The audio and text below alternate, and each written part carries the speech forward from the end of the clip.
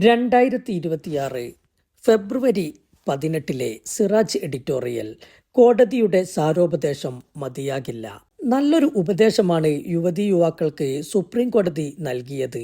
വിവാഹത്തിന് മുമ്പ് പുരുഷനും സ്ത്രീയും അന്യരാണ്. ആരും ആരെയും, സ്ത്രീ പുരുഷനെയും പുരുഷൻ സ്ത്രീയെയും വിശ്വസിക്കരുത്. വിവാഹത്തിന് മുമ്പ് ശാരീരിക ബന്ധത്തിന് സമ്മതിക്കരുത്. ഇക്കാര്യത്തിൽ കടുത്ത ജാഗ്രത പാലിക്കണം. വിവാഹ വാഗ്ദാനം നൽകി ലൈംഗികമായി പീഡിപ്പിച്ചെന്ന കേസിൽ ആരോപണ വിധേയന്റെ ജാമ്യാപേക്ഷ പരിഗണിക്കവെയായിരുന്നു ജസ്റ്റിസുമാരായ BV നാഗരത്ന, ഉജ്ജൽ ബുയാൻ എന്നിവരടങ്ങിയ കോടതി ബെഞ്ചിന്റെ സാരോപദേശം. വിവാഹ വാഗ്ദാനം നൽകി സ്ത്രീകളെ ലൈംഗികമായി ഉപയോഗപ്പെടുത്തുകയും പിന്നീട് ഉപേക്ഷിക്കുകയും ചെയ്യുന്ന സംഭവങ്ങൾ വർദ്ധിച്ചു വരികയാണ്.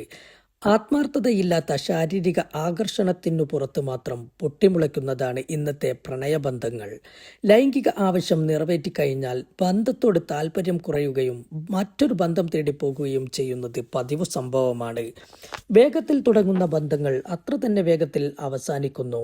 ആഴത്തിലുള്ള ബന്ധങ്ങൾക്ക് പകരം താൽക്കാലികമായ സുഖം മാത്രമാണ് ലക്ഷ്യം. സിനിമകളിലും സീരിയലുകളിലും താൽക്കാലിക ബന്ധങ്ങളെയും ലൈംഗികതയെയും ആഘോഷിക്കുന്നത് പുതിയ തലമുറയെ തെറ്റായി സ്വാധീനിക്കുകയാണ്. ഒരാളെ സ്നേഹിക്കുന്നതിനു പകരം ഉപയോഗിക്കുക എന്ന മാനസികാവസ്ഥയാണ് മിക്കവർക്കും. കൂട്ടുവേണം, പക്ഷേ വിവാഹം എന്ന ഉത്തരവാദിത്വം വേണ്ട എന്ന ചിന്താഗതിയും ശക്തിപ്പെട്ടു വരുന്നു സമൂഹത്തിൽ. ഇത്തരം പ്രവണതകളാണ് പ്രണയത്തിൽ സ്ത്രീ വഞ്ചിക്കപ്പെടാനും വിവാഹ വാഗ്ദാനം നൽകി ലൈംഗിക ബന്ധത്തിലേർപ്പെട്ട ശേഷം ഉപേക്ഷിക്കപ്പെടാനും ഇടയാക്കുന്നത്. ഒരു സമൂഹത്തിന്റെ ഏറ്റവും വലിയ കരുത്ത് കെട്ടുറപ്പുള്ള കുടുംബ ബന്ധങ്ങളാണ്. സമൂഹത്തിന്റെ ഏറ്റവും ചെറിയ യൂണിറ്റാണ് കുടുംബം. പരസ്പര വിശ്വാസത്തിൽ അധിഷ്ഠിതമായ വൈവാഹിക ബന്ധങ്ങളാണ് കുടുംബത്തെ നിലനിർത്തുന്നത്. വിവാഹപൂർവ്വ ബന്ധങ്ങൾ വിവാഹം എന്ന പവിത്രമായ കരാറിനോടുള്ള ഗൗരവവും വിശ്വാസവും കുറയ്ക്കാൻ ഇടയാക്കുന്നു. ഇത് കുടുംബം എന്ന വ്യവസ്ഥിതിയുടെ അടിത്തറയ്ക്ക് ഇളക്കം തട്ടിക്കുകയാണ്. യുവതലമുറ ഇത്തരം ബന്ധങ്ങളിലേക്ക് ആകർഷിക്കപ്പെടുമ്പോൾ വരും തലമുറയുടെ മൂല്യബോധത്തെ അത് ബാധിക്കും. ഏതൊരു സമൂഹവും നിലനിൽക്കുന്നത് ചില അലിഖിത നിയമങ്ങളിലൂടെയും മൂല്യങ്ങളിലൂടെയുമാണ്. അധാർമിക ബന്ധങ്ങൾ മിക്കപ്പോഴും അവസാനിക്കുന്നത് അശാന്തിയിലാണ്. അത് വ്യക്തിയുടെ മനസ്സിനെയും ശരീരത്തെയും ഒരുപോലെ ബാധിക്കുന്നു. ഇത് സമൂഹത്തിൽ പ്രതികാര നടപടികൾ, ബ്ലാക്ക്മെയിലിംഗ് തുടങ്ങിയ കുറ്റകൃത്യങ്ങൾ ക്കാനും ഇടയാക്കുന്നു. ഏകാന്തതയും മാനസിക വ്യതയും വർദ്ധിപ്പിക്കുകയും ചെയ്യും. ഉത്തരവാദിത്വമില്ലാത്ത ബന്ധങ്ങൾ. 18 വയസ്സായ പുരുഷനും സ്ത്രീയും തമ്മിൽ ഉഭയസമ്മതപ്രകാരം ലൈംഗിക ബന്ധത്തിലേർപ്പെടുന്നത് കുറ്റകരമല്ല ഇന്ത്യൻ നിയമപ്രകാരം. നേരത്തെ ഇത് കുറ്റകരമായിരുന്നെങ്കിലും വ്യക്തി സ്വാതന്ത്ര്യത്തിന്റെ പേരിൽ 2018 സെപ്റ്റംബർ 6 സുപ്രീം കോടതി നിയമവിധേയമാക്കുകയായിരുന്നു. വിവാഹം ചെയ്യാതെ ആണും പെണ്ണും ഒരുമിച്ച് കഴിയുന്നതും ലൈംഗിക ബന്ധത്തിലേർപ്പെടുന്നതും സ്വാധീകരിക്കുന്ന ഉത്തരവ് 2010 പുറപ്പെടുവിച്ചു. ജീവിക്കാനുള്ള അവകാശം ഭരണഘടനാ അനുച്ഛേദം 21 ഉയർത്തിക്കാട്ടിയായിരുന്നു കോടതിയുടെ ഇടപെടൽ.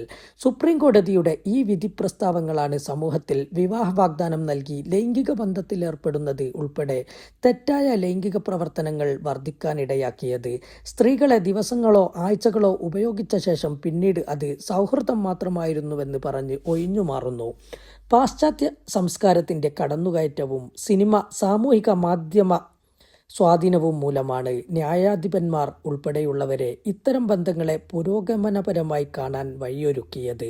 ഇപ്പോൾ സുപ്രീം കോടതിക്കു തന്നെ അതിനെതിരെ സമൂഹത്തെ ബോധവാന്മാരാക്കേണ്ടി വന്നിരിക്കുന്നു. സ്വതന്ത്ര ലൈംഗികത അനുവദിക്കുകയും അതിരുകളില്ലാത്ത ലൈംഗിക ലോകത്തേക്ക് സമൂഹത്തെ കയറൂരി വിടുകയും ചെയ്ത ശേഷം നിയന്ത്രണം പാലിക്കണമെന്ന് സാരോപദേശം നൽകിയത് കൊണ്ടായില്ല. ഇക്കാര്യത്തിൽ അതിർവരമ്പുകൾ അനിവാര്യമാണ്. വിവേകവും സദാചാരബോധവുമാണ് മനുഷ്യനെ മൃഗങ്ങളിൽ നിന്ന് വേർതിരിക്കുന്ന ഘടകങ്ങൾ. ലൈംഗികതയിൽ യാതൊരു നിയന്ത്രണങ്ങളുമില്ലാത്ത അവസ്ഥ സമൂഹത്തിൽ ലൈംഗിക അരാജകത്വത്തിന് വഴിയൊരുക്കുകയും ലൈംഗിക കുറ്റകൃത്യങ്ങളും ചതിയും വർദ്ധിക്കാൻ ഇടയാക്കുകയും ചെയ്യും.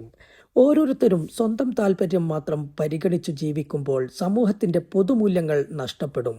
മറ്റൊരാളുടെ ജീവിതത്തെ തകർക്കുകയും സമൂഹത്തിന്റെ നിലനിൽപ്പിനെ ബാധിക്കുകയും ചെയ്യുന്ന തരത്തിലാകരുത് ഒരു വ്യക്തി തന്റെ സ്വാതന്ത്ര്യം ഉപയോഗപ്പെടുത്തേണ്ടത്.